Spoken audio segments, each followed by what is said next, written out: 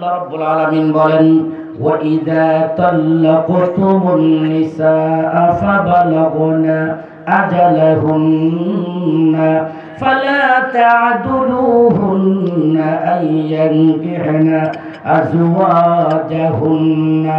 আল্লাহ রাব্বুল আলামিন বলেন দুনিয়ার মানুষেরা শোনো, ইযা তাল্লাকতুমুন নিসা, যখন তোমরা তোমাদের স্ত্রীগণকে তালাক দাও, ফাবালাগনা আজালাহুন্না, তারা যখন তাদের ইদ্যত পালন করে, ফালা তা'দুলুহুন্না, তোমরা তাদেরকে বাধা দিবে না, আইয়ানকিহনা আজওয়াজাহুন্না, তার স্বামীর সাথে পুনরায় বিবাহ হওয়ার জন্য। ইযা তারাদাউ বাইনাহুম বিল মা'রুফ, যখন স্বামী স্ত্রী আবার আপোষে মিলে মহব্বতে একত্রিত হতে চায়। এই আয়াতের ব্যাখ্যা হলো এই, কোন মহিলা যদি তালাক প্রাপ্ত হয়, মহিলা যদি আবার পুনরায় এই স্বামীর কাছে যেতে চায়, অথবা স্বামী যদি এই বউকে আবার গ্রহণ করতে চায়, দুনিয়ার আত্মীয় স্বজনকে আল্লাহ তাআলা বলেন তোমরা কেউ বাধা দিবা না। তারা উভয়জন যদি মিলেমিশে আবার দাম্পত্য জীবন করতে চায় বিবাহ বন্ধনের মাধ্যমে, তোমরা বাধা দিবা না। আওয়াজ করে বলেন এই বিধান কার? আরেকটু জোরে বলেন কার? এই কথাটার ভূমিকা উত্তরটা আমি একটু আগে বলছি, তবে অর্থ এটা নয় আজকে তালাক দিলাম কালকে আবার বউকে পুনরায় ফিরে নিলাম। কখন নিতে হবে? ও মুসলমান ভাইয়েরা, আল্লাহ রাব্বুল আলামিন অন্য আয়াতে বলেন হাত্তা তানকিহা যাওজান গায়রা। আমার বন্ধুগণ, কোন মহিলাকে যখন তার স্বামী তালাক দেয়, সর্বপ্রথম 3 হায়াত তার বাড়ির মধ্যে, তার বাবার বাড়ির মধ্যে অপেক্ষা করবে, ইদ্যত পালন করবে, এবং এখন তার আত্মীয় স্বজনেরা দ্বিতীয় আরেক পুরুষের কাছে বিবাহ বন্ধনের ব্যবস্থা করবে। ওই দ্বিতীয় স্বামী মনে যতদিন চাই, 1 দিন রাখুক, 1 বছর রাখুক, আজীবন রাখুক, ওই মেয়েটাকে রেখে স্বেচ্ছায় যদি তালাক দিয়ে দেয়, আবার 3 হায়েজ 3 মাস অপেক্ষা করতে হবে। বোঝা গেল ডাইরেক্ট আনার মতন কোনো ব্যবস্থা আর জোরে বলেন আছে? আমাদের সমাজের মধ্যে আবার কিছু হিলা বিয়ার এমন কিছু প্রচলন করে, চুক্তি ভিত্তিক বিয়া। বউরে ছাইরা দিছে, এখন সে আবার বউকে আনতে চায়, একজন বুড়ারে যায় ধরে আনে, ও বুড়া চাচা তোমার 2000 টাকা দেবো, আমার বউটারে তুমি 1 ঘন্টার জন্য বিয়া করবা। ঠিক নাউজুবিল্লাহ বলেন না? এমন বুড়া যে বুড়ার বাঁশি আর বাজে না, বুঝেন না কথাটা? মতলব বড় চালাক। ও মুসলমান, বুড়া দাদার এটা নানে ইমাম সাহেব এটা আনে, আমার বউটারে আপনার কাছে বিয়া দিলাম, 1 ঘন্টা পরে 2 ঘন্টা পরে তুমি আবার ছাইরা দিবা, 9-2000 টাকা দিলাম। এই ধরনের টাকা ভিত্তিক বিবাহ বন্ধন ইসলামী শরীয়তে অনুমোদন দেয় না। আর জোরে বলেন দেয় না। ভালো ছেলের কাছে বিয়ে দিবে, ওই বেচারা স্বেচ্ছায় ছাড়লে আবার ইদ্যত পালন করার পরে এরপরে প্রথম স্বামীর কাছে আইতিব। সহজ কথা হলো, প্রথম স্বামী তালাক দেওয়ার পরে 3 হায়াত মহিলার হিসাব বুঝবে। 3 মাসিক পালন করতে হলে মোটামুটি 3-4 মাস সময় যা। আবার কোনো মহিলারা 1 মাস পরে মাসিক হয়, 2 মাস পরে মাসিক হয়, 3 মাস পরে মাসিক হয়। 3 মাসিক হইতে যত মাস লাগে অত মাস প্রথম ইদ্যত পালন করবে। এরপরে দ্বিতীয় স্বামীর কাছে বিয়ে হবে।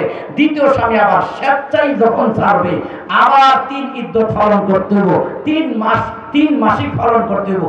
এরপরে এই জামের কাছে আইতে 1 বছরও লাগতে পারে, 2 বছরও লাগতে পারে, 3 বছরও লাগতে পারে। মন চাইলে পুরান বউরে আবার আইন, না এলে বুঝছে সামনে আর গাও। কি বুঝতে পারছেন কথাটা? আর জোরে বলেন বুঝতে পারছেন? আমার মুসলমান ভাইরা, এই আয়াতটা নাজিল হয়েছে, একটা শানে নজুল আছে। নবীজির একজন সাহাবী, যার নাম হযরত জাবের রাদিয়াল্লাহু তাআলা আনহু। জাবের রাদিয়াল্লাহু তাআলা আনহু ওনার ভাতিজিকে একজন সাহাবীর কাছে বিবাহ দিলেন। বিবাহ দেওয়ার পরে তখন তো ওই দাম্পত্য জীবনটা কিছুদিন পরে ভেঙে গেল। তখন মেয়েটা যায় বলো, চাচা আমার স্বামী তো আমাকে ছেড়ে দিছে। তাই নাকি? বলে হ্যাঁ ঠিক আছে, তাহলে তুমি তোমার ঘরে অবস্থান করো। ছেলের কাছ থেকে খবর নিল, ছেলে বললো হ্যাঁ আমি ছেড়ে দিয়েছি। কিছুদিন পরে তখন ছেলেটা তাকে আনতে চায়, মেয়েটাও আগের স্বামীর ঘরে যাইতে চাই। আমার বন্ধুগণ, জাবের রাদিয়াল্লাহু তাআলা আনহু বলেন, যখন রাসূল করিম সাল্লাল্লাহু আলাইহি সাল্লামের কাছে এই অভিযোগ নিয়ে গেলাম, রাসূল করিম সাল্লাল্লাহু আলাইহি সাল্লাম কোনো উত্তর আর দেন না, কারণ তালাক হয়ে গেছে। নবীজি জোড়া লাগাইব কিভাবে? আল্লাহ যদি জোড়া লাগাইবার হুকুম না দেয়, নবীজি মন গড়া ভাবে অবৈধ জোড়া লাগাইবেন আর জোড়া লাগাইবেন। তখন এই সূরাতুল বাকারার 232 নম্বর আয়াত আল্লাহ তাআলা জিবরাইলের মাধ্যমে নাজিল করে দিলেন। জিবরাইল আলাইহিস সালাতু ওয়াস সালাম নবীজিকে এসে বলেন, হে আল্লাহর রাসূল, জাবের আপনার সাহাবী তার ভাতিজিকে বিয়ে দিয়েছিল অমুকের কাছে, তার স্বামী তাকে ছেড়ে দিয়েছে, এখন আবার দুজন একসাথে বিবাহ বন্ধনে বসতে চাই। আল্লাহ তাআলা অনুমতি দিয়েছেন, ইদ্যত পালনের পরে আবার দুইজনকে বিবাহের অনুমতি আল্লাহ তাআলা দিয়েছেন। আর একটু জোরে সুবহানাল্লাহ বলেন। সুবহানাল্লাহ। 2 নম্বর শানে নজুল, মাকেল নামক একজন সাহাবী, এই মাকেল নামক একজন সাহাবী তিনি ভাগ্নিকে এক সাহাবীর কাছে বিবাহ দিয়েছেন, যার নাম আসিম রাদিয়াল্লাহু তাআলা আনহু। বিবাহ দেওয়ার পরে কিছুদিন পর্যন্ত খুব ভালোই সংসার চলছে। অবশেষে কথা কাটাকাটির কারণে স্বামী স্ত্রীর দাম্পত্য জীবনটা নষ্ট হয়ে গেছে, তালাক প্রাপ্ত হয়ে গেছে। হ্যাঁ, তখন নবী রাসূল করিম সাল্লাল্লাহু আলাইহি সাল্লামের কাছে যায়, বললেন যে হুজুর, আমার স্বামী তো আমাকে ছেড়ে দিয়েছে, আমার স্বামী তো আমাকে তালাক দিয়েছে, এখন আমার মনে চাইতেছে আমার স্বামীর কাছে আবার পুনরায় বিবাহ বন্ধনে আবদ্ধ হওয়ার জন্য, আমার স্বামীও চাই আমাকে নেওয়ার জন্য। রাসূল করিম সাল্লাল্লাহু আলাইহি সাল্লাম বলেন, তালাক সংক্রান্ত বিষয়ে আল্লাহ তাআলা আগে বলছেন, তালাক দেওয়ার পরে ডাইরেক্ট সরাসরি নতুন করে বিবাহের কোনো অনুমতি আমার কাছে আসে নাই, আমি তোমাদের সমস্যার সমাধান দিতে পারবো না।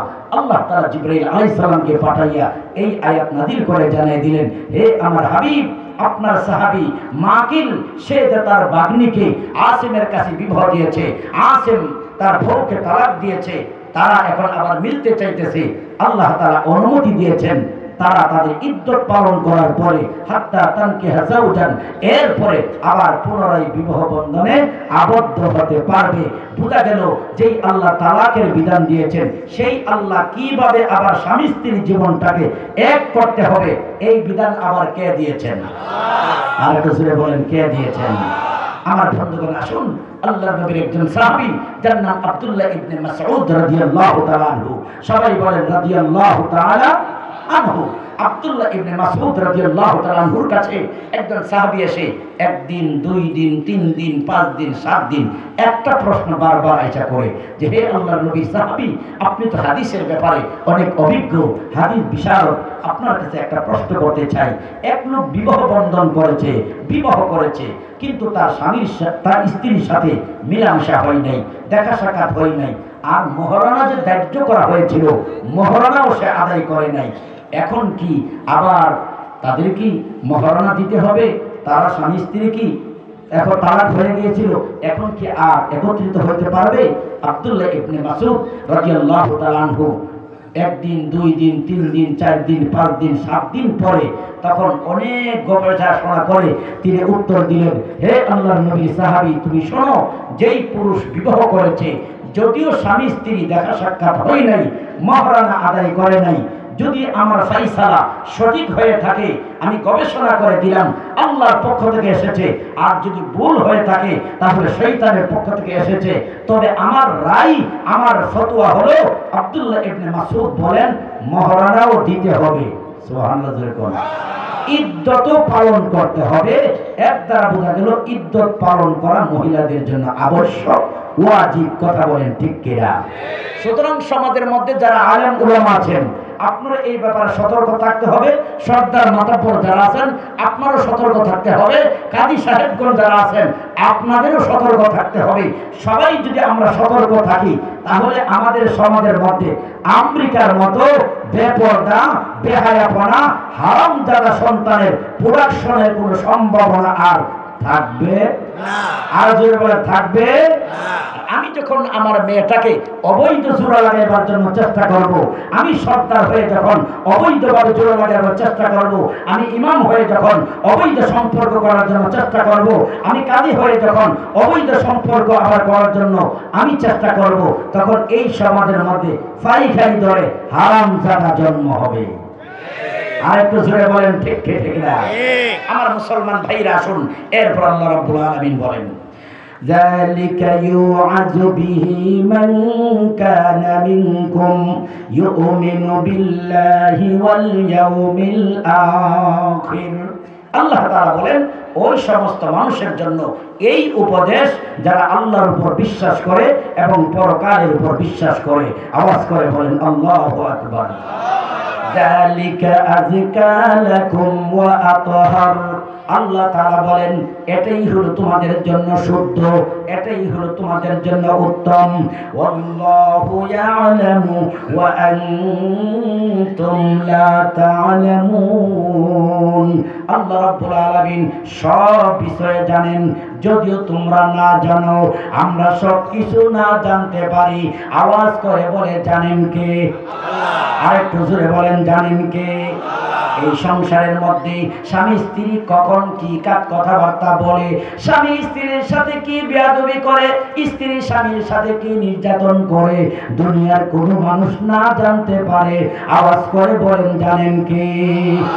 আমার বন্ধুগণ, তাই রাসূলের কাছে এক সাহাবী এসে প্রশ্ন করলেন, ইয়া রাসূলুল্লাহ, ইয়া হাবিবাল্লাহ, স্বামী স্ত্রী দাম্পত্য জীবনের মধ্যে একে অপরের হক কি রয়েছে জানতে চাই। রাসূল করিম সাল্লাল্লাহু আলাইহি ওয়াসাল্লাম বলেন, আত'ইমহা ইযা তু'ইমতা ওয়া কুসুহা ইযা কাসাইতা।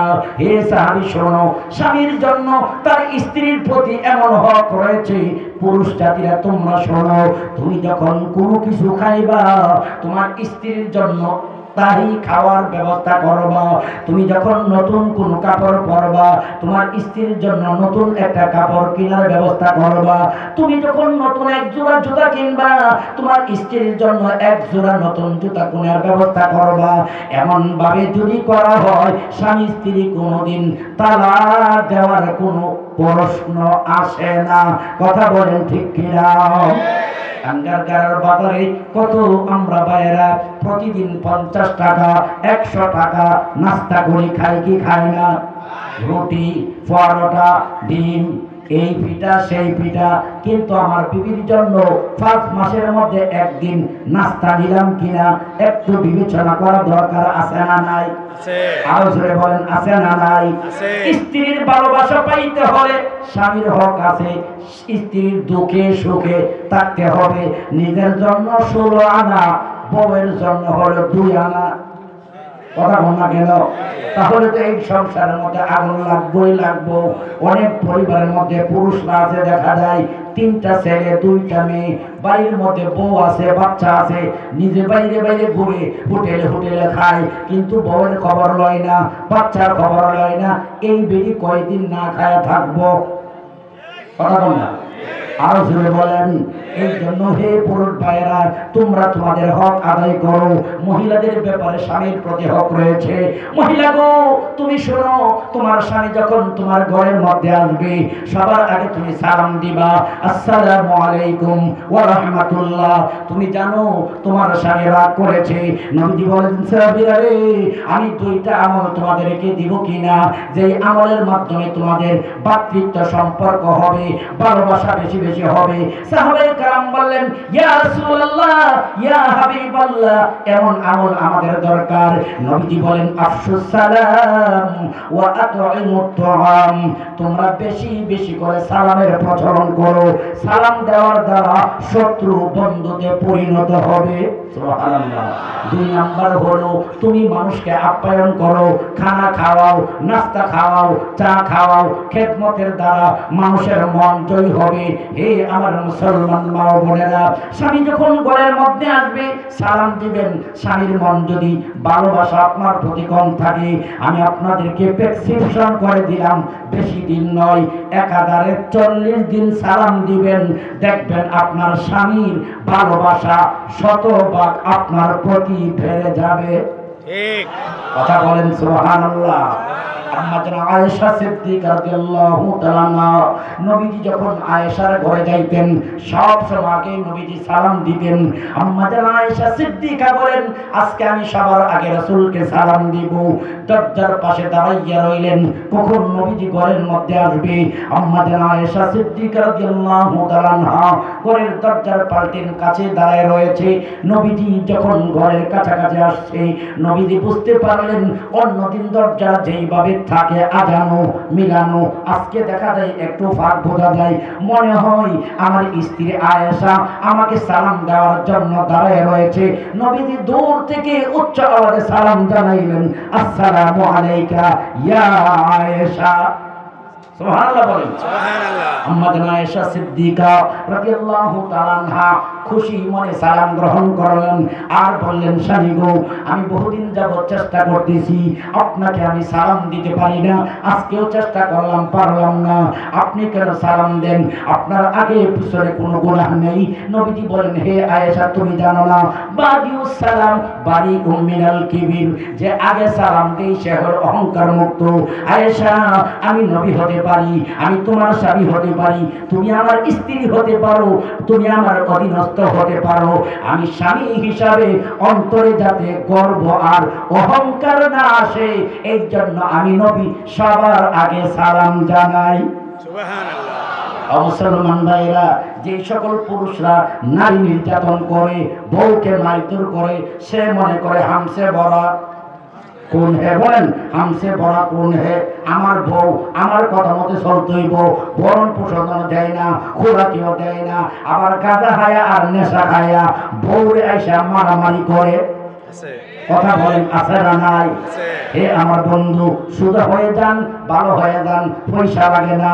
মনে রাখবেন হাসরের ময়দানে আপনি যদি আপনার বউয়ের হক আদায় না করেন, মহরান আদায় না করেন, তার প্রাপ্য যদি না দেন, কঠিন হাসরের ময়দানে দুনিয়ার আদালতে মামলা না করলেও আল্লাহর আদালতে মামলা করবে। তখন আপনার জীবনের যত নেক আমলগুলো আছে মহরানার বিনিময়ে, পাওনার বিনিময়ে সব নেক আমলগুলি দিয়ে দিতে হবে। 2 নাম্বার হলো পুরুষ ভাইয়েরা শোনো, নবীজি বলেছেন যে এই পুরুষ 2টা বিবাহ করেছে, একাধিক বিবাহ করেছে, 3টাই করো, 4টা করো। 4 বউয়ের হক যদি সমান সমান আদায় না করতে পারে, 2 বউর হক সমান সমান আদায় না করতে পারে, হাসরের ময়দানে জাহান্নামের করাত দিয়া তার বউ ছিল যতটা, টুকরা করব ততটা। বলা হবে বিয়ে করেছিল 2টা, হক কেন আদায় করলা না? এখন বুঝো কয় দিনে বছর যায়। কষ্ট হয়েছে? আলোচনা করেন, কষ্ট হয়েছে?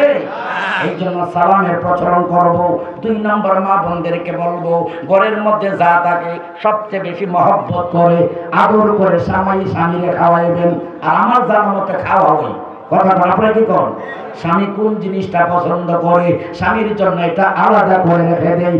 যেই মহিলা স্বামীর এই দিকে খেয়াল রাখে, খানার দিকে খেয়াল রাখে, ভরণ পোষণের দিকে খেয়াল রাখে, এখন গরম পানির দরকার, কখন ঠান্ডা পানির দরকার, এখন অফিসে যাবে জুতার দরকার, নাস্তার দরকার, এই দিকে যেই মহিলা খেয়াল করে ওই ঘরের মধ্যে তালাকের প্রশ্ন আসে না, ওই ঘরের মধ্যে থাকে শুধু শান্তি আর শান্তি। কথা বলেন ঠিক কিনা? এই সকল ভাইদের বউ ভালো না, বউ গালি গুলুস করে, নাড়াঘোড়া করে, আপনাদেরকে বললাম বউরে বেশি বেশি করে মজা খাওয়াইবেন। রাজি আছেননি? না আসতে গেছেন? রাজি আছেন? আলোচনা রাজি আছেন? 2 নাম্বার হলো সালাম দিবেন, 3 নাম্বার হলো ধৈর্য ধারণ করবেন। উল্টা পাল্টা যাই হোক না কেন বাচ্চাদের দিকে খেয়াল করে আপনি যদি বউয়ের নির্যাতন সহ্য করতে পারেন, আল্লাহ তাআলা আইয়ুব নবীর সাথে আপনাকে জান্নাত দান করবেন। বলেন সুবহানাল্লাহ। আমাদের আইন কোথায় গেছে? আর ও মুসলমান, আমেরিকার আইন, ব্রিটিশের আইন, আমাদের দেশে আইন আছে, নারী নির্যাতন করলে মামলা হয়, সাজা হয়, শাস্তি হয়, কিন্তু পুরুষ নির্যাতনের কোনো সাজা আর শাস্তি আইন বাংলাদেশে নাই। আর জোরে বলেন নাই।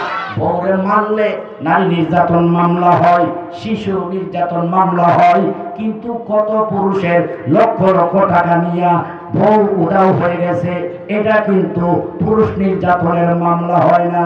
ঠিক কি কথা ভুল বললাম নাকি? আর জোরে বলুন। 7 বছর পরে স্বামী দেশের মধ্যে আসছে। স্বামী 20 লক্ষ টাকা, 15 লক্ষ টাকা, 50 লক্ষ টাকা বউয়ের অ্যাকাউন্টে পাঠাইছে। সব টাকা বন্ধু বান্ধবরা নিয়ে খরচ করছে, আড্ডা মারছে। জামাই বিদেশ থেকে আইসা যখন 50 লক্ষ টাকার হিসাব দেখাইছে, বন্ধুরে লালাই দিছে। 3 দিনের ভিতরে স্বামীকে হত্যা করে রাস্তার মধ্যে ফালাই দিছে, একমাত্র বউয়ের ষড়যন্ত্র। আর জোরে কোন এমন ষড়যন্ত্র বাংলাদেশে চলে কি চলে না?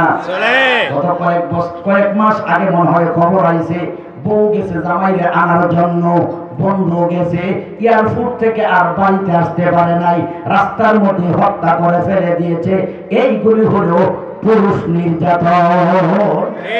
জিকির করেন লা ইলাহা ইল্লাল্লাহ, লা ইলাহা ইল্লাল্লাহ, লা ইলাহা ইল্লাল্লাহ, লা ইলাহা ইল্লাল্লাহ, লা ইলাহা ইল্লাল্লাহ মুহাম্মাদুর রাসূলুল্লাহ সাল্লাল্লাহু আলাইহি ওয়াসাল্লাম। দাম্পত্য জীবনে কি হইতেছে না হইতেছে সিসি ক্যামেরাতে সব রেকর্ড হয় না, কিন্তু আল্লাহ তাআলা 2টা সিসি ক্যামেরা আপনার আমার কাঁধে লাগিয়ে দিয়েছেন। ওই সিসি ক্যামেরাতে রাত্রে দিনে সকালে সন্ধ্যায় কি করতেছি আর না করতেছি সব রেকর্ড হইতেছে। কথা বলেন ঠিক কিনা? আমার বন্ধুরা শুনুন, এরপরে 33 নম্বর 233 নম্বরে আল্লাহ তাআলা বলেন, হে দুনিয়ার মহিলারা শোনো, তোমরা যখন তালাক প্রাপ্ত হয়ে যাবে তখন তোমাদের যে সন্তান আছে, সন্তান যদি দুগ্ধপায়ী হয়, দুধের বাচ্চা হয়, এই সন্তানকে দুধ পান কে করাবে? আমি সারমর্মটা আগে বললে বিষয়টা বোঝা সহজ হবে। আপনারা বলেন, পুরুষ যতই মোটা তাজা হোক না কেন, কোলের বাচ্চাকে দুধ পান করাইবার মতন ক্ষমতা আছে? আরো জোরে বলেন আছে?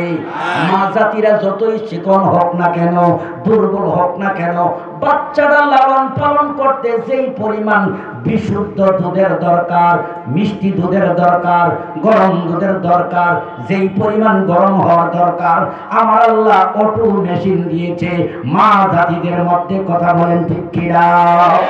আমার মুসলমান ভাইরা, এই জন্য 233 নম্বর আয়াতে মহিলাদেরকে আল্লাহ তাআলা বুঝতে চান, বলতে চান, হে মহিলারা শোনো, তোমার স্বামী যদি তোমাকে তালাক দিয়ে দেয় তখন তোমরা এই বাচ্চাগুলিকে দুধ পান করাইবা। তুমি ইচ্ছা করলে দুধ পান করাইতে পারো, আবার ইচ্ছা করলে দুধ পান না করাইয়া বাচ্চাটাকে তুমি কষ্ট দিতে পারো। সাবধান, তুমি বাচ্চাটাকে তুমি কষ্ট দিবা না।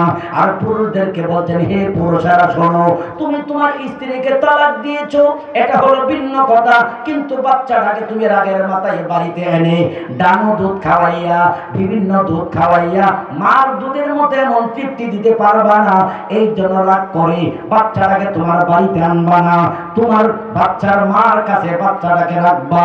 যতদিন বাচ্চারা দুধ পান করবে, বাচ্চার মার ভরণ পোষণ দেওয়ার মতন ক্ষমতা সক্ষমতা আল্লাহ তোমাকে দিয়েছেন। তুমি ব্যবসা করো, তুমি চাকরি করো, তুমি বাচ্চার মার ভরণ পোষণ দিবা। আওয়াজ করে বলেন, এই নির্দেশনা কার? আল্লাহ। আরেকটু জোরে বলেন, কার? আল্লাহ। তাই আল্লাহ রাব্বুল আলামিন বলেন, ওয়াল ওয়ালিদাতু ইউরদি'না আওলাদাহুন্না হাওলাইনি কামিলাইন। বাচ্চার মা জাতিরা তোমরা শোনো, তোমরা তোমাদের বাচ্চাদেরকে পূর্ণ 2 বছর দুধ পান করাইবে। লিমান আরাদা আইয়ুতিম্মা রাদা, যদি কোনো মহিলা ইচ্ছা করে 2 বছর লাগুক, 2.5 বছর লাগুক, 3 বছর লাগুক, আমার বাচ্চা যতদিন দুধ পান করতে চায় আমি দুধ পান করাইব, তাহলে আলহামদুলিল্লাহ। কথা বলেন। এরপর আল্লাহ বলেন, ওয়া আলাল মাউলুদি লাহু রিজকুহুন্না ওয়া কিসওয়াতুহুন্না বিল মারুফ।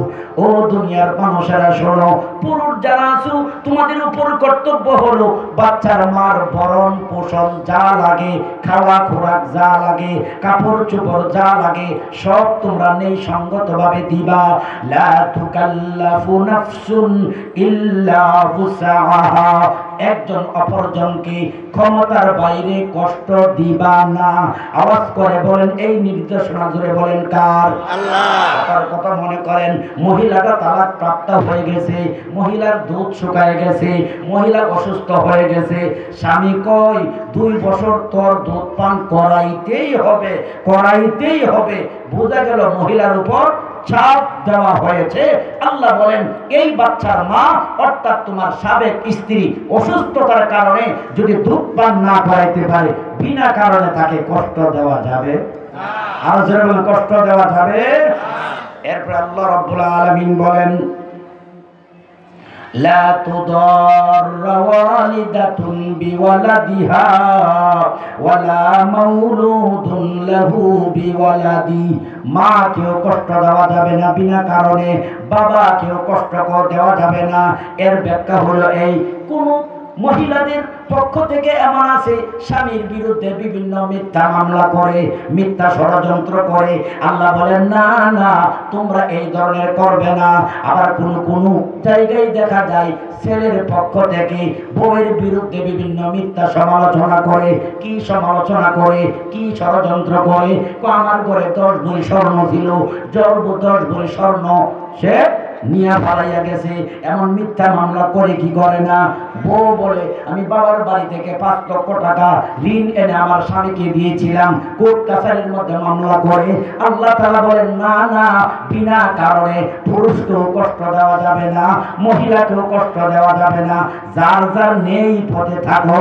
এই কথা সমাধান জুড়ে বলেন কার? ওয়া আলাল ওয়ারিসি মিসলু যালিক। স্বামী এবং স্ত্রী ছাড়াও এই বাচ্চার বাপ ছাড়া চাচা আছে, দাদা আছে, নানা আছে, নানি আছে, তাদেরও দায়িত্ব হলো বাচ্চাটাকে কিভাবে লালন পালন করলে বাচ্চারা বড় হইতে পারবে সেই দিকে খেয়াল রাখার কথা। ফাইন আরাদা ফিসালান আন তারাদিম মিনহুমা ওয়া তাশাবুরিন ফালা জুনাহা আলাইহিমা। মহিলাটা তালাক প্রাপ্ত হওয়ার পরে বাচ্চাটাকে 2.5 বছর দুধ পান করাইতে চাই, 2 বছর দুধ পান করাইতে চাই, যেই কোনো কারণে বাচ্চাটাকে 2 জন পরামর্শ করে মার কাছ থেকে আলাদা করে আনলে, পরামর্শ সাপেক্ষে আনলে গুনাহ হবে না। কথা বলেন ঠিক কিনা? আমার বন্ধুরা শুন, এরপরে আল্লাহ রাব্বুল আলামিন বলেন ওয়া ইন আরাদতুম আন তাস্তারদিউ আওলাদাকুম ফালা জুনাহা আলাইকুম ইযা সাল্লামতুম মা আতাইতুম বিল মারুফ। উভয় পক্ষ মিলে আবার যদি এই সিদ্ধান্ত নেয় যে মেয়েটাকে তো আমি ছেড়ে দিলাম, তালাক দিয়ে দিলাম, আমার বাচ্চাটা আমার শ্বশুর বাড়িতে নিরাপদ নয়, আমার বাচ্চাটাকে ষড়যন্ত্র করে মেরেও ফেলতে পারে, তাহলে এমন যদি সন্দেহ হয় তাহলে বাচ্চাটাকে বাচ্চার বাপ নিয়ে আসতে পারবে, এতে কোনো গুনাহ হবে না। জোরে বলেন সুবহানাল্লাহ। এরপর আল্লাহ রাব্বুল আলামিন বলেন যদি অন্য মহিলার মাধ্যমে তুমি বাচ্চাটাকে এনে দুধ পান করাইতে চাও, এটাও তোমাদের কোনো অসুবিধা নেই। তবে ভিন্ন মহিলার মাধ্যমে যদি দুধ পান করাইয়া বাচ্চাটাকে লালন পালন করতে চাও, ওই দুধ মাতা যেই মহিলা তাকে তুমি খরচ দিবা নেই সঙ্গতভাবে। বাচ্চারা লালন পালন করতে যেই খরচ, এই খরচ বাচ্চার বাবা দিতে হবে। জুড়ে বলেন এই ফায়সালা কার? আল্লাহ। এরপরে আল্লাহ রাব্বুল আলামিন সতর্ক করতেছেন ওয়াত্তাকুল্লাহ, আল্লাহ তাআলাকে তোমরা ভয় করো। হে পুরুষ তুমিও আল্লাহকে ভয় করো, হে মহিলা তুমি আল্লাহকে ভয় করো। ভয় করার অর্থ কয়েকটা রয়েছে। 1 নাম্বার হলো কোন অবস্থাতে স্বামীর বিরুদ্ধে মহিলা তুমি ষড়যন্ত্র করবা না, আবার মহিলার বিরুদ্ধে তুমি ষড়যন্ত্র করবা না। দুনিয়ার মধ্যে একজন আরেকজনের প্রতি সহনশীল হইবা। যদি দুনিয়ার মধ্যে তুমি বিনা কারণে আল্লাহকে ভয় না করে, জাহান্নামকে ভয় না করে বাচ্চাটাকে কষ্ট দাও, স্বামীকে কষ্ট দাও, স্বামী ওই মহিলাকে যদি কষ্ট দেয় তাহলে কঠিন আযাবে হাসরের ময়দানে কঠিন আযাবে ভোগ করতে হবে। এই নির্দেশনা, এই আদেশ জুড়ে বলেন কার? আর জুড়ে বলেন কার? আমার বন্ধুরা আসুন, এরপরে আল্লাহ রাব্বুল আলামিন বলেন ওয়া আন্নাল্লাহা বিমা তা'মালুনা বাসীর। আল্লাহ রাব্বুল আলামিন তোমরা যা করো সব কিছু দেখেন। জুড়ে বলেন কে? আরেকটু জুড়ে বলেন কে? এরপরে 233 নম্বর আয়াতে বলেন, হে দুনিয়ার মহিলারা শোনো, যদি তোমাদের স্বামী মারা যায় তাহলে তোমরা কি করবা, যেটা ভূমিকার মধ্যে আমি আলোচনা করেছি। আল্লাহ রাব্বুল আলামিন বলেন ওয়াল্লাযীনা ইউতাওয়াফাউনা মিনকুম ওয়া ইয়াযারুনা আযওয়াজা ইয়াতারাব্বাসনা বিআনফুসিহিন্না আরবাতা আশহুরিন ওয়া আশরা। হে দুনিয়ার মহিলারা শোনো, যদি তোমার স্বামী মৃত্যুবরণ করে, তোমার স্বামী মারা যায় আর তোমাকে দুনিয়াতে রেখে যায়, তুমি অন্যত্রে বিবাহ বন্ধন করার জন্য অপেক্ষা করতে হবে 4 মাস 10 দিন। 4 মাস 10 দিন অপেক্ষা করার পর এরপরে তুমি অন্যত্রে বিবাহ করতে পারবা। আওয়াজ করে বলেন এই নির্দেশনা জুড়ে বলেন কার? আরো জুড়ে বলেন কার? হে ময়মনসিংহের ভাইয়েরা শোনো, মা জাতিরা শোনো, যদি কম বয়সে অনেকের স্বামী মারা যায়, যায় কি যায় না? অনেক গার্জিয়ানরা মনে মনে কয় তাড়াতাড়ি বিয়ে করে দিয়ে দেই, তাড়াতাড়ি বিয়ে দিয়ে দেই। স্বামী মারা গেছে, মাত্র 40 দিন হয়েছে, মেয়েটাকে আরেক জায়গায় বিয়ে দিয়ে দেই। এই বিবাহটা শুদ্ধ নয়, এই বিবাহটা ইসলামী শরীয়তে গ্রহণযোগ্য নয়। অভিভাবক যারা আছেন, আপনাদের দায়িত্ব হলো ইদ্যত পালন করা, অর্থাৎ স্বামী মারা গেলে 4 মাস 10 দিন। মহিলারাও এই কথাটা খেয়াল রাখতে হবে। কথা বলেন ঠিক কিনা? আমরা মুসলমান ভাইরা, নবীর দরবারে একজন মহিলা সাহাবীর স্বামী মারা গেল। এই মহিলা সাহাবীকে বিবাহ করার জন্য আরেক সাহাবী প্রস্তাব দিল। মহিলারা বলল, ওরে আল্লাহর নবীর সাহাবী, আল্লাহ তাআলা বলেছেন যাদের স্বামী মারা যায় 4 মাস 10 দিন অপেক্ষা করতে হবে। আমি কোরআনের বিরুদ্ধে ব্যবস্থা নিতে পারবো না, তোমার কাছে বিবাহ বসতে পারবো না। তখন সেই সাহাবী নবীর কাছে যায়, বললেন ইয়া রাসূলুল্লাহ, ইয়া হাবিবাল্লাহ, অমুক মহিলা সাহাবীর স্বামী মারা গেছে, আমি তাকে বিবাহ করতে চাই, কিন্তু সে বলে 4 মাস 10 দিন ইদ্যত পালন করার পরে তার বিবাহ হবে। ও আল্লাহর নবী, যখন তার স্বামী মারা যায়, তার বিবির গর্ভে একটা সন্তান ছিল, ওই সন্তান প্রসব করেছে। স্বামী মৃত্যুবরণ করার কয়েকদিন পরে যে তার গর্ভপাত হয়েছে, এখন কি তার 4 মাস 10 দিন অপেক্ষা করতে হবে? নবীজি কিছু বলেন না। আল্লাহর পক্ষ থেকে আয়াত নাযিল হওয়ার পরে আল্লাহ তাআলা বললেন, সাহাবী রে, ও মহিলা সাহাবী তুমিও শোনো, ও পুরুষ সাহাবী তুমিও শোনো, যেই মহিলার স্বামী মারা গেছে আর তার বাচ্চা এরকম ভাবে প্রসব হয়ে গেছে, মহিলার ইদ্যত পুরা হয়ে গেছে, তখন তার বিবাহ বন্ধন হবে। সুবহানাল্লাহ বলেন। আর বন্ধুরা, এরপর আল্লাহ তাআলা বলেন ফাইযা বালাগুনা আজালাহুন্না ফালা জুনাহা আলাইকুম ফীমা ফাআলনা ফি আনফুসিহিন্না বিল মারুফ। যখন তাদের ইদ্যত পালন হয়, তখন মহিলা নিজের সিদ্ধান্ত নিজে নিতে পারবে। আল্লাহু বিমা তা'মালুনা খবীর। আল্লাহ রাব্বুল আলামিন তোমরা যা কিছু করো সব কিছু জানেন। ধরে বলেন কে? আমার বন্ধুগণ, কোন মহিলার স্বামী মারা গেল, এখন আপনি ভাবতেছেন মহিলাটা বড় ভালো, আপনি এই মেয়েটাকে বিবাহ করতে চান। এখন আপনি মনে মনে জল্পনা করলে এটা কোনো দোষণীয় নয়। মনে মনে যদি বলেন ইদ্যত পালন হওয়ার পরে আমি মেয়েটাকে বিবাহ করব, এটা কোনো দোষণীয় নয়। প্রস্তাব দেওয়ার যদি ইচ্ছা থাকে, এটাও দোষণীয় নয়। তবে কথা হলো ইদ্যতের ভিতরে বিবাহ শাদী করা যাবে। আমার বন্ধুগণ, 235 নম্বর আয়াতে আল্লাহ তাআলা বলেন ওয়ালা জুনাহা আলাইকুম ফীমা আররাবতুম বিহি মিন খিতবাতিন নিসা। ও দুনিয়ার পুরুষেরা শোনো, ওই মহিলা মহিলাকে যদি তুমি বিবাহ করতে চাও তাহলে তুমি প্রকাশ্যভাবে বা গোপনীয়ভাবে তার কাছে বিবাহের প্রস্তাব তুমি দিতে পারো। তবে কথা হলো আলিমাল্লাহু আন্নাকুম সাতাযকুরুনাহুন্না, তোমরা যে এই বিষয়ে আলোচনা পর্যালোচনা করবে দুনিয়ার মানুষ না জানতে পারে। আওয়াজ করে বলেন জানেন কি? তবে কথা হলো ওয়ালাকিল্লা তুওয়াইদুহুন্না সিররা, তবে তোমরা গোপনে গোপনে বিবাহ বন্ধনে আবদ্ধ হয় না, গোপনে গোপনে তোমরা বিবাহ করো না। ইল্লা আন তাকুলু কাওলাম মারুফা, তবে তোমরা ওই মেয়ের সাথে তুমি যদি বিবাহ করার ইচ্ছা থাকে ভালো ভালো কথা বলতে পারো। কি ভালো কথা বলতে পারো? বিবাহের প্রস্তাব তুমি দিতে পারো, হে মহিলা তোমার স্বামী মারা গেছে, আমি তোমাকে বিবাহ করব, আমার ছেলেরা ভালো, আমার মেয়েরা ভালো, আমার জমি আছে, আমার বাড়ি আছে, আমি একজন নামাজি, আমি একজন ফরজেদার, আমি আমার বিবিকে পর্দার ভিতরে রাখবো, এমন ভালো ভালো কথা বলা যাবে। তবে কথা হলো চলো তোমার স্বামী নাই, পার্কে যায় ঘোরাঘুরি করব, মেলার মধ্যে যাব, আড্ডা মারবো, এই ধরনের কোনো কথাবার্তা বলা যাবে? আরো জোরে বলা যাবে? এই জন্য আল্লাহ রাব্বুল আলামিন বলেন ওয়ালা তা'জিবু উকদাতান নিকাহি হাত্তা ইয়াবলুগাল কিতাবু আজালা, যতদিন পর্যন্ত ইদ্যত পালন না হয় কিতাবের বর্ণনা অনুযায়ী ততদিন পর্যন্ত তোমরা বিবাহ বন্ধনে আবদ্ধ হয় না।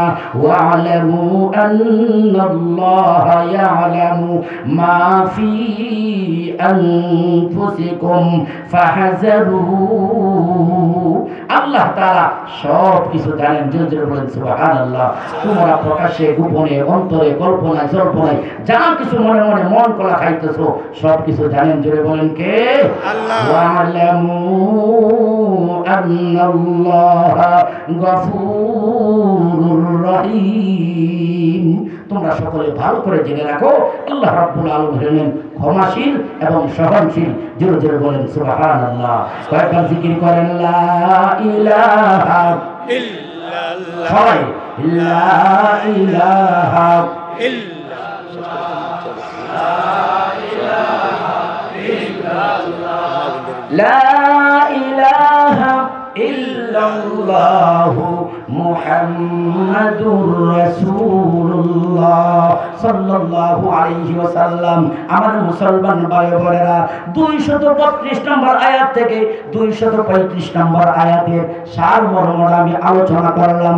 ও বন্ধুগণ, সারমর্ম আলোচনা করা হলো ইসলামী শরীয়ত যে তালাকের বিধান দিয়েছেন এটা হলো শরীয়তের যত জায়েজ অনুমোদিত বিধান আছে একেবারে নিম্ন স্তরের বিধান।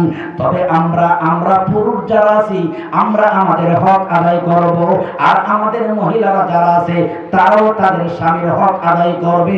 তাহলে সংসারের মধ্যে ভাঙ্গন কোনোদিন হবে না। কথা বলেন ঠিক কিনা?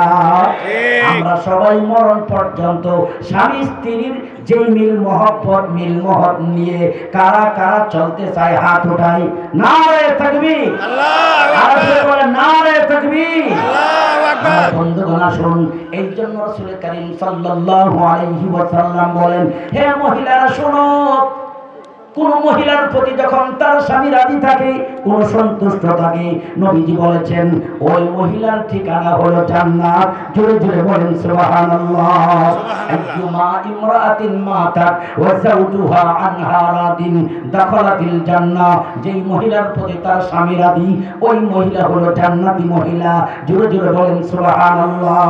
হে মাতাদিরা, আল্লাহকে ভয় করো। দুই জায়গার মধ্যে বলছে আল্লাহকে ভয় করো।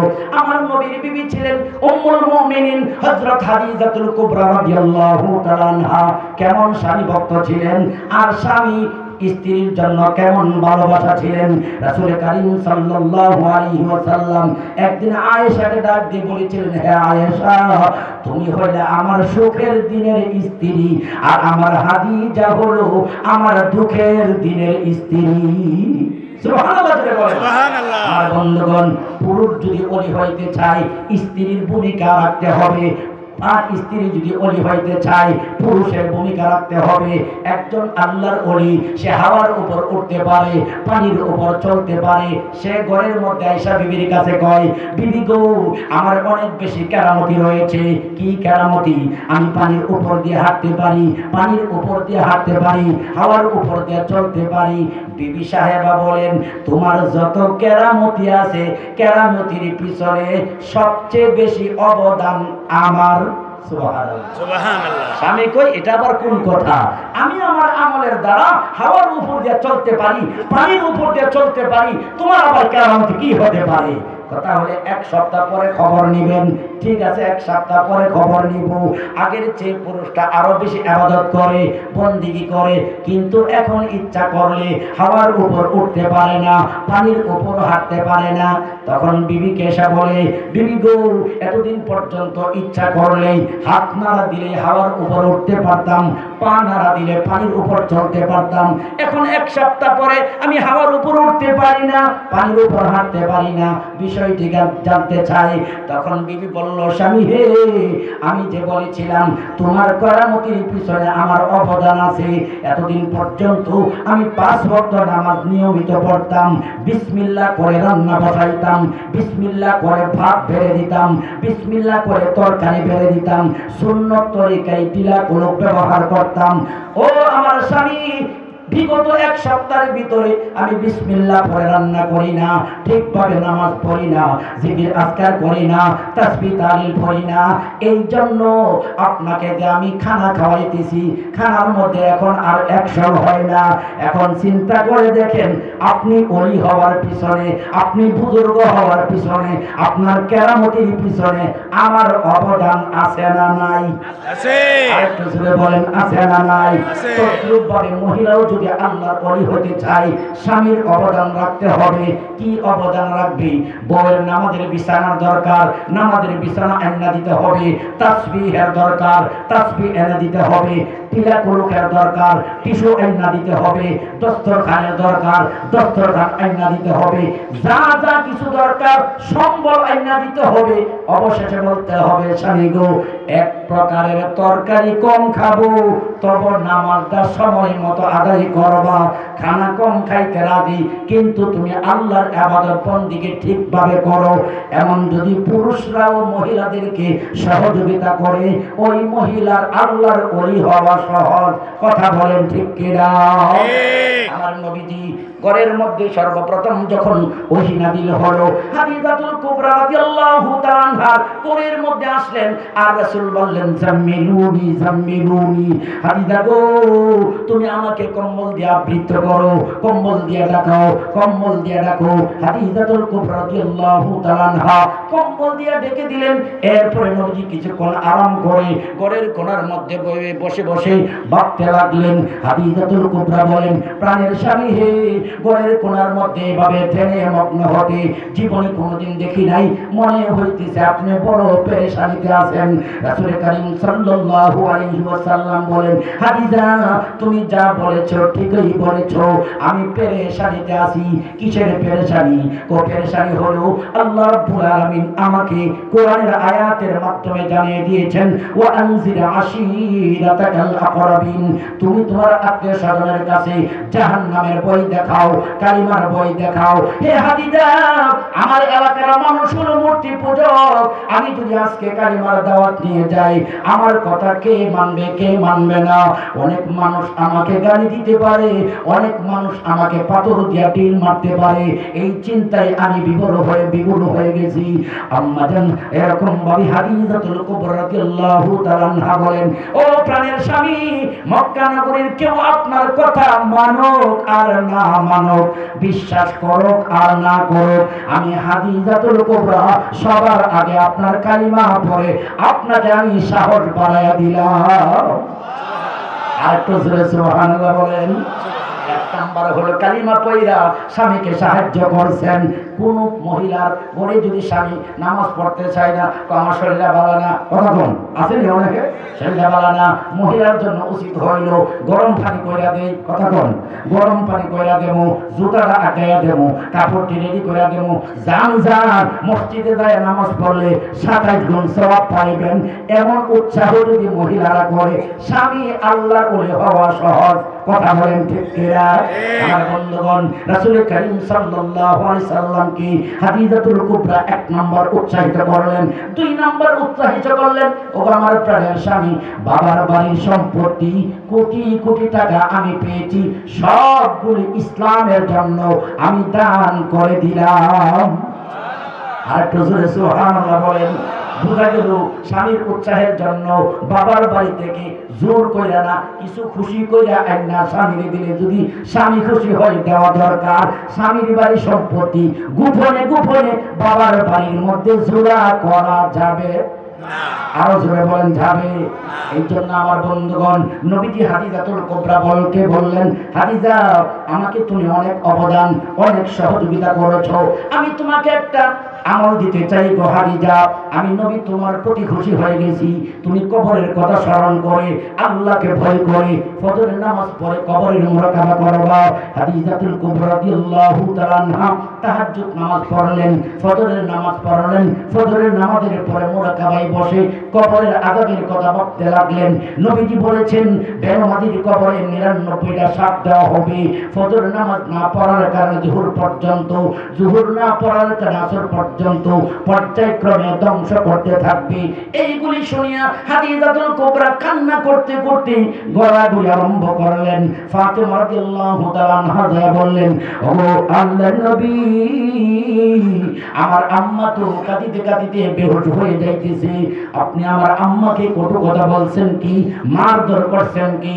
নবীজি বলেন, না এমন তো কোনো কিছু করি নাই। তাহলে বাড়িতে যান। নবীজি বাড়িতে গেলেন, যায় সর্বপ্রথম সালাম জানাইলেন, আসসালামু আলাইকুম ওয়া রাহমাতুল্লাহ বলে সালাম জানাইলেন। হাদিজা কেন তুমি কান্না করতেছো? হাদিজাতুল কুবরা বলেন, আপনি আমার প্রতি রাজি খুশি হয়েছেন, আপনি আমার প্রতি সন্তুষ্ট হয়েছেন, আপনার জন্য আমি অবদান রেখেছি, আপনিও আমার জন্য অনেক বেশি অবদান রেখেছেন, তবে এখন পরকালের অবদান আমি পাইতে চাই। সুবহানাল্লাহ। আমরা আমাদের বিবিদেরকে বলি ঘরটা সাজাও, দোকানটা সাজাও, এই বানাও সেই বানাও, কিন্তু পরকালের সাজানোর কথা আমরা বলি না। আমার বন্ধুগণ, নবীজি সাল্লাল্লাহু আলাইহি ওয়াসাল্লাম হাদিজার ব্যাপারে যখন বললেন, হাদিজাতুল কুবরা বলেন, প্রাণের স্বামী হে, আমি আপনার কাছে 3টা প্রস্তাব রাখবো, 3টা প্রস্তাব যদি আপনি গ্রহণ করতে পারেন আমার আর কান্না হবে না। 1 নাম্বার প্রস্তাব হলো, আমি যখন মৃত্যুবরণ করব কাফনের কাপড় পরানো হবে, আপনার জুব্বা মোবারকের দ্বারা যেন আমার কাফনের কাপড়টা হয়। নবীজি বলেন, তোমার প্রস্তাব গ্রহণ করলাম।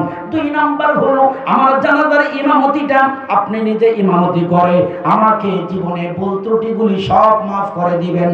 নবীজি বলেন, তাও গ্রহণ করলাম। 3 নাম্বার হলো, আমাকে যখন সমাধি করা হবে, কবরস্থ করা হবে, কবরস্থানে লাশ দাফন করা হবে, মুনকির নাকির ফেরেশতা কবরের মধ্যে যতক্ষণ পর্যন্ত এসে 3 প্রশ্নের জবাব না নিবে, ততক্ষণ পর্যন্ত আপনি আমার কবর ছেড়ে বাড়িতে যাইতে পারবেন না। আওয়াজ করে বলেন আল্লাহু আকবার।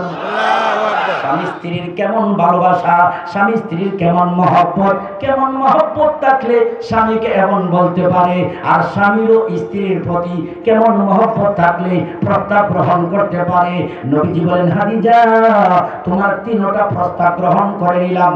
কিছুদিন পরে যখন হাদিজাতুল কুবরা রাদিয়াল্লাহু তাআলা আনহা ইন্তিকাল করলেন, ইন্তিকালের পরে নবীজির জুব্বা মোবারকের দ্বারা কাফনের কাপড়ের ব্যবস্থা করলেন, জানাজা নামাজের ইমামতি করলেন, দাফন করার জন্য কবরের মধ্যে নিলেন, দাফন করলেন। নবীজি সাহাবায়ে কেরামগণকে বললেন, সাহাবীরা রে, সবাই তোমরা বাড়িতে চলে যাও, আমার স্ত্রীর সাথে জীবনের শেষ একটা ওয়াদা হলো, মুনকির নাকির ফেরেশতাগণ যতক্ষণ পর্যন্ত কবরে না আসবে আর 3 প্রশ্নের উত্তর না নিবে, আমি আমার স্ত্রী হিসাবে কবর সারিয়া যেন বাড়িতে না যাই। সবাই চলে যাও। রাত্র গভীর হয়ে গেছে, মুনকির নাকির ফেরেশতা আসে না। যেই জায়গায় দাফন করার 2-4-5 মিনিটের পরে মুনকির নাকির ফেরেশতা আসার কথা, অর্ধরাত হয়ে গেল, মুনকির নাকির ফেরেশতা আসে না। আওয়াজ করে বলেন সব কিছু দেখেন আর জানেন তিনি কে? আমার বন্ধুগণ, আল্লাহ তাআলা জিব্রাইলকে পাঠাইলেন, জিব্রাইল আমার বন্ধুর কাছে যাও আর দেয় সালাম জানাও হাদিজাতুল কুবরার কবরের মধ্যে আর বসে থাকতে হবে না, বসে থাকতে হবে না। হাদিজাতুল কুবরা দাম্পত্য জীবনটা এমন সুন্দরভাবে কাটাইছে, স্বামী স্ত্রী এমন মিল মহব্বতে চলছে, স্বামীর খেদমত এমন ভাবে করছে, হাদিজাতুল কুবরার প্রতি আমার হাবিব তিনিও খুশি হয়ে গেছে, আর আমি আল্লাহও তার প্রতি খুশি হয়ে গেছি। হে জিব্রাইল যাও, সালাম জানাও আর এক কথা বলে দাও, আমি আল্লাহ তাআলা মুনকির নাকির ফেরেশতাগণকে ডেকে নিয়ে হাদিজাতুল কুবরার পক্ষ থেকে 3 প্রশ্নের উত্তর আমি আল্লাহ নিজে দিয়ে দিলাম। নবীজির কাছে জিব্রাইল আসলেন, সালাম জানাইলেন, বললেন আপনার বসে থাকতে হবে না। কেন? আপনার বিবির মধ্যে 2টা আমল। 1 নম্বর হলো দাম্পত্য জীবনটা হচ্ছে সুন্দর। এই সুন্দর ওয়ালের সুন্দর না, বিল্ডিং এর সুন্দর না, পর্দার সুন্দর না, 10 ভরি স্বর্ণের সুন্দর না, সুন্দর হলো ভালোবাসার সুন্দর। আর একটু জোরে বলেন। অনেক ফ্যামিলির মধ্যে মহিলার 30 ভরি স্বর্ণ, জামাই যায় একদিকে, বউ হলো কথা বল না, বড় বড় বিশাল বড় বিল্ডিং, জামাইয়ের সাথে বড় কোনো সম্পর্ক নাই, এটা কোনো সুন্দর না। মনের মহব্বত হলো আসল মহব্বত। আওয়াজ করে বলেন ঠিক কিনা? আমি বলেন আল্লাহর নবী আপনার স্ত্রীর মধ্যে 2টা গুণ ছিল। 1 নম্বর হলো দাম্পত্য জীবনটা বড় ভালো কাটাইছে, আপনার সাথে ভালো ব্যবহার করছে। হে ভালুকার মা বোনেরা শোনো, যদি নবীজির সাথে জান্নাতে যাইতে চাও, হাদিজার সাথে জান্নাতে যাইতে চাও, সংসারে যাতে তালাকের পর্ব না আসে, স্বামীর সাথে ভালো ব্যবহার করো, দুনিয়া তো পাইবা শান্তি, পরকালে পাইবা মুক্তি। আমার বন্ধুগণ, তাই এই পর্যন্ত এই সূরা বাকারার 232 নম্বর আয়াত থেকে নিয়ে 35 নম্বর আয়াত পর্যন্ত যা আলোচনা করলাম, আল্লাহ তাআলা আমাদের মা বোনদেরকেও স্বামীর প্রতি সহনশীল হওয়ার, আমরা পুরুষ যাচ্ছে আমরা যেন স্ত্রীর প্রতি সহনশীল হইয়া সুন্দর দাম্পত্য জীবন, তালাক মুক্ত সমাজ ব্যবস্থা যেন আমরা করতে পারি। আল্লাহ আমাদের সকলকে তৌফিক দান করুন। সবাই বলেন আমিন। ওয়া আখিরু দাওয়ানা আলহামদুলিল্লাহি রাব্বিল আলামিন।